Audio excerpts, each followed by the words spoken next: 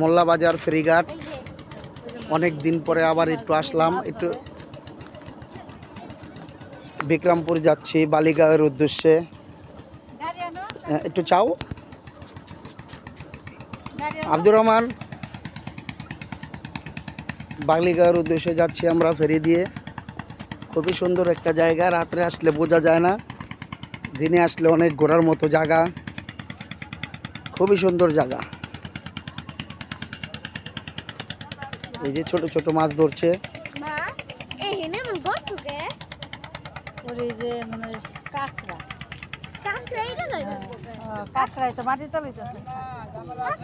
হ্যাঁ